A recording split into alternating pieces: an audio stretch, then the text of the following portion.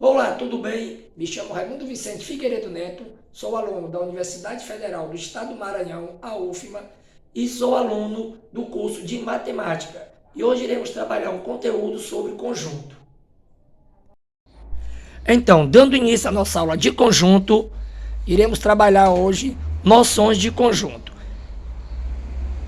De um uso coerente em matemática, a noção básica de conjunto não é definida, ou seja, é aceita intuitivamente e por isso chamada de noção primária.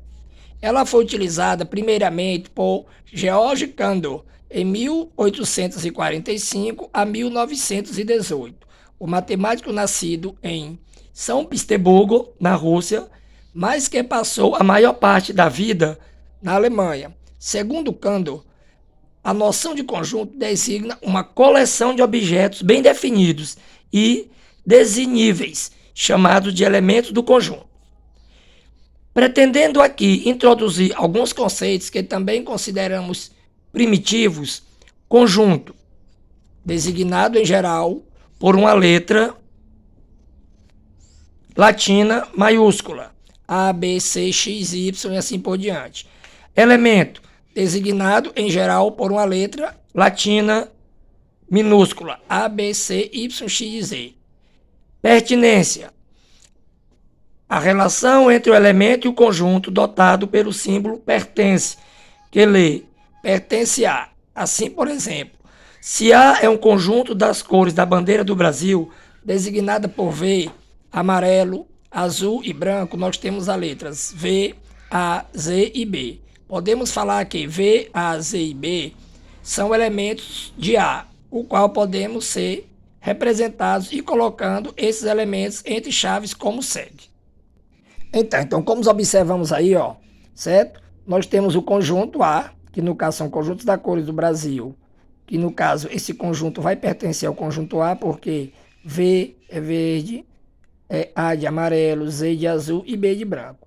Dizemos então que V pertence a A e A pertence a B, e Z pertence a A e B pertence a A. Então aí nós temos a nossa introdução de conjunto, levando em consideração exatamente o que? O conjunto, o elemento e a pertinência que nós usaremos para designar esses conjuntos. Então, temos algumas observações. Por exemplo, o E cortado, certo? E também o sinal de igualdade cortado são usados para expressar negações, ou seja, o E cortado quer dizer que não pertence e o sinal de igualdade também cortado quer dizer diferente de. Respectivamente, eles expressam uma negatividade nos símbolos anteriores. No caso, o E, que não é cortado, quer dizer que pertence, e o igual, que não está cortado, quer dizer exatamente o quê? Uma opção de igualdade. No exemplo acima, vemos que V é diferente de A. V é diferente de Z, V é diferente de B, A é diferente de Z, A é diferente de B, B é diferente de Z. E se designarmos a cor preta para P, temos que P não pertence a A. Além de poder ser escrito enumerando-se um a um seus elementos, como mostrado no exemplo anterior, um conjunto pode ser designado também por uma propriedade característica de seus elementos. Nesse caso, podemos representá-los da seguinte forma: A igual, abre colchetes, X, o símbolozinho do traço em pé quer dizer, tá ok então. X, tá ok, X é a cor da bandeira do Brasil. Então, também podemos representar esse elemento de uma outra forma de propriedades características do próprio elemento. Igualdade de conjuntos. Dois conjuntos A e B são iguais se todo elemento de A pertencer a elemento de B, reciprocamente. Todo elemento de B também pertenceu ao elemento de A, ou seja, os elementos que estarão contidos em A deverão estar contidos em B, e os elementos que estão contidos em B deverão estar contidos em A. Assim, por exemplo, se A igual as letras do alfabeto minúsculas A, B e C, e B igual as letras do alfabeto B, C e A, temos que A e B são iguais, porque os mesmos elementos de A estão em B, certo? Mesmo que não estejam em ordem. Já se A, tal que x menor que 2 igual a 5 e B igual a 7, também temos esse conjunto de igualdades. Por quê? Porque x menor que 2 igual a 5. Qual seria o valor de x? 3. 7, minto. O valor de x seria 7. E B, então, é 7. Então, se é o conjunto das letras da palavra garra e B é o conjunto das letras da palavra agarrar, temos que A e B também são do mesmo conjunto, ou seja, fazem uma igualdade de conjunto. Por que isso? Porque observamos que as letras se repetem dentro da escrita, certo? Então, dentro de um mesmo conjunto, não precisamos repetir elementos, apenas a letra garra tem 5 letras e a palavra agarrar tem 7. Mas lembrando que nos dois elementos, nos dois conjuntos, nós temos A, G e R. Então, se no conjunto A nós temos A, G e R e no conjunto B temos também A, G e R, esses dois elementos fazem parte de um mesmo conjunto. Então, o conjunto A pertence ao conjunto B, como o conjunto B pertence também ao conjunto A. Outra observação é sobre os conjuntos unitários e os conjuntos vazios. Um conjunto que possui um único elemento, ele vai ser considerado um conjunto unitário. E um conjunto que não possui elementos é considerado como um conjunto vazio, indicado pelos símbolos. O conjunto unitário nós teremos o colchete, de um lado e outro, ou a chave. E o conjunto vazio teremos um círculo cortado ao meio. São exemplos de conjuntos unitários, por exemplo, aí, ó. A igual a 5 e B tal que X é a capital da França, que no caso seria Paris. Já os conjuntos vazios, C, conjunto das cidades de Goiânia banhadas pelo Oceano Atlântico. Consequentemente, não existe nenhuma cidade em Goiânia que é banhada pelo Oceano Atlântico. Então, esses exemplos, eles ajudam muito a nós entendermos o que é um conjunto, como esse conjunto vai ser trabalhado, certo? Então, continuando a nossa aula, nós temos aí do lado, pense nisso, o conjunto A e o conjunto abre chaves, A, fecha chaves e fecha chaves, são iguais? O que é que você acha, meu querido aluno? Pense nisso e veja como você responderia a essa questão, se esse conjunto seria ou não um conjunto iguais. Se você disse que não, vocês acertaram. Por quê? Pois apesar de ambos serem unitários, temos A pertence a A e A não pertence a A. E assim por diante, ou seja, eles são conjuntos, certo? Unitários, mas a maneira que eles são escritos, eles não representam formas iguais, certo? Então essa aí é a nossa conclusão sobre isso. Observamos bem como esse conjunto foi escrito. Então, agora nós temos uma atividade proposta, certo? Onde você irá fazer atividade no caderno. Lembrando, nós temos da primeira até a sexta questão, vocês irão responder baseado no assunto que nós estudamos sobre conjuntos, certo? Observando exatamente o conjunto unitário, o conjunto vazio, pertence ou não pertence, certo? Então essa é a nossa atividade proposta dessa primeira unidade que nós trabalhamos. Então agora nós vamos trabalhar uma outra unidade do nosso conteúdo que também faz parte do conjunto, que são subconjuntos, relações de inclusão. Então, consideramos o conjunto A, x tal que x é a letra da palavra ralar.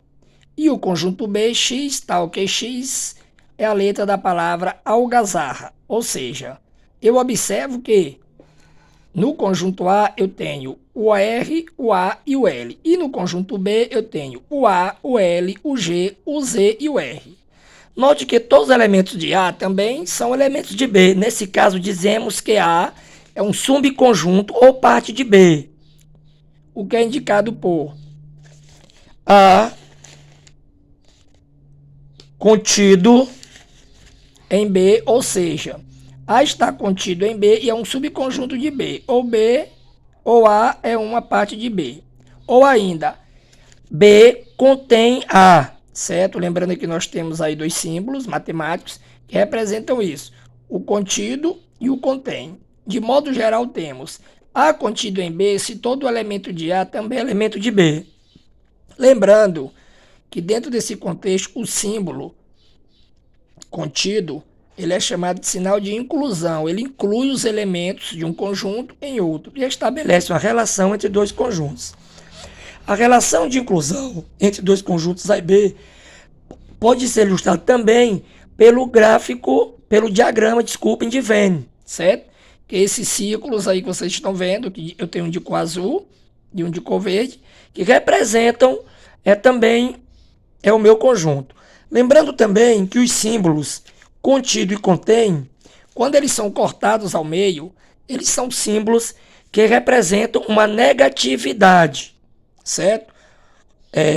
O símbolo contido cortado ao meio vai estar sendo designado não está contido, e o símbolo contém cortado ao meio designa não contém. Então, nesse nosso exemplo aí, por exemplo, nós temos os símbolos contido cortado ao meio, ou seja, ele diz que A não está contido em B, ou pelo menos um elemento de A não pertence ao elemento de B. Propriedades da relação de inclusão. Quaisquer que sejam os conjuntos A, B e C, temos um conjunto vazio, que diz que no conjunto vazio A está contido. Na reflexiva, A está contido em A. Na transitiva, se A está contido em B e B está contido em C, então A está contido em B. E A antissimétrica, se A está contido em B e B está contido em A, então A é igual a B. Então isso aí são as propriedades de relação de inclusão. Veja os exemplos a seguir. Dados os conjuntos A, 0, 1, 2, 3, conjunto B, 0, 1, 2, 3, 4, 5 e conjunto C, 0, 2 e 5. Temos A contido em B, pois todo elemento de A também está em B. C não está contido em A, pois 5 pertence a C, mas 5 não pertence a A. Já B contém C, pois todo elemento de C pertence a B. Já B não contém A, pois 4 pertence a B, mas 4 não pertence a A, certo? E também 5 pertence a B e 5 não pertence a A. Já no outro exemplo, na letra B, os conjuntos de A, B e C podem ser representados pelo diagrama de Venn ao lado. Observem que eu tenho um diagrama de Venn. Esse diagrama de Venn representa, primeiro, o conjunto A, certo? Ou seja, 0, 1, 2, 3. Depois eu tenho o conjunto B, 0, 1, 2, 3, 4 e 5. E depois eu tenho o conjunto C, 0, 2 e 5. Todos eles representados em cores diferentes para que eu possa entender o meu conjunto. Então, observem que no conjunto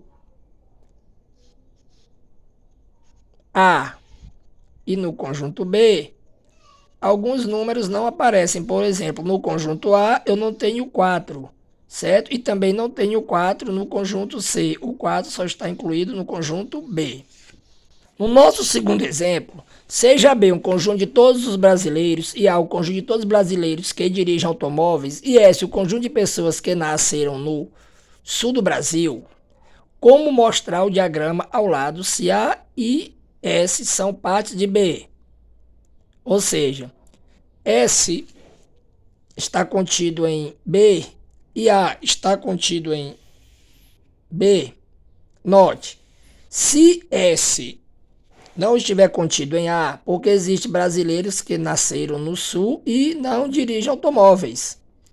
Se A não está contido em S, é porque existem brasileiros que dirigem automóvel e não nasceram no Sul do país. Se S está contido em B e A está contido em B, é porque tanto os elementos de S quanto os elementos de A são brasileiros. Já no nosso terceiro exemplo, todos os conjuntos F vazios, G, A, H, AB e o J, ABC. O único subconjunto de F é o conjunto vazio. São subconjuntos de Z os conjuntos vazio e A. São subconjuntos de H os conjuntos vazios AB e AB. São subconjuntos de J os conjuntos vazios A, B, C, AB e AC. BC e ABC. Observe que F tem o elemento F tem 0 elemento e um subconjunto. G tem um elemento e 2 subconjuntos. H, 2 elementos e 4 subconjuntos. E J, 3 elementos e 8 subconjuntos. Então, dentro dessa explicação, nós temos mais um pense nisso. Se um conjunto X tem N elementos, quantos são os seus subconjuntos? Então, considerando a explicação do exemplo 3, o conjunto X, ele vai ter o quê? N elementos. Então, o número de subconjuntos do conjunto X será 2 subconjuntos. Então, após finalizarmos também essa explicação, nós temos outra atividade proposta, que vocês irão fazer a mesma coisa. Copiar no caderno e responder, certo? Em relação ao quê? É uma relação que a gente estudou sobre subconjuntos e relação de inclusão. Interseção e união. A partir de dois conjuntos A e B, podemos construir dois novos conjuntos cujos elementos devem obedecer às condições pré-estabelecidas. Por exemplo, dados os conjuntos A e B, podemos determinar um conjunto cujos elementos pertencem simultaneamente a A e a B. Este conjunto é chamado de interseção, ou seja, nós temos um U virado de ponta cabeça, indicado por A, U virado de ponta cabeça, que se lê interseção de A em B, ou simplesmente A inter B, assim definidas. Então, nós temos aí alguns exemplos, certo? Como isso é trabalhado. Lembrando que nós vamos ter tanto a interseção, como também nós vamos ter a união de conjuntos. Então, na nossa observação, o conectivo é que na definição é colocado entre as duas sentenças, X pertence a A e X pertence a B, indica que as condições que ambas apresentam devem ser obedecidas. Ele pode ser substituído pelo símbolo V, certo? Ou seja, esse Ezinho aí, no caso, esse Ezinho minúsculo, ele pode ser substituído pelo símbolo V também nessa designação. E nós temos aí dois exemplos, o exemplo 4 e o exemplo 5, certo? De alguns conjuntos que trabalharemos. Dados os conjuntos A, menos 2, menos 1, 0, 1, 2, 3 e B, 0, 2, 4, 6, 8 e 10, que no caso são conjuntos de números pares, e o conjunto C, 1, 3, 5 e 7, que são conjuntos ímpares, números ímpares, nós vamos ter uma relação aí de interseção, certo? Ou seja, A interseção B, nós temos o quê? No A e no B, nós temos apenas um número de igualdade, ou seja, nós temos o 2 no A e o 2 no B. A interseção B, nós temos apenas o número 1. E a interseção C, nós teremos um conjunto vazio, certo? Porque no conjunto C nós temos os números ímpares e no conjunto A a interseção B, desculpem, nós teremos o conjunto de números pares e no conjunto C, números ímpares, certo? Outra observação, o conectivo OU, que está na definição, é colocado entre duas sentenças. X pertence a A ou X pertence a B. Indica que pelo menos uma delas deve ser obedecida e pode ser substituída também pela letra V, certo? Então isso é uma observação de como nós podemos fazer essa substituição. E além disso, nós temos as propriedades de interseção e da união. Para admitir-se em demonstração a validade de cada uma das seguintes propriedades, quaisquer que sejam os conjuntos A, B e C, nós temos a interpotente, a comutativa, a associativa e a distributiva, certo? Ou seja, onde eu vou ter a interseção de A e A é igual a A, e a união de A igual a de A vai ser igual a A. Então, essas aí são as nossas propriedades dentro da interseção e também da união. Nós temos, por exemplo, a comutativa. A união de A e B é igual à união de B e A, certo? E a interseção de A e B é igual à interseção de B e A. Então, isso aí vai sendo trabalhado dentro das propriedades de interseção e de união. E finalizando o nosso conteúdo, nós temos também uma atividade proposta, certo? Que vocês irão responder no caderno, finalizando assim a nossa aula sobre noções de conjuntos. Até a próxima aula.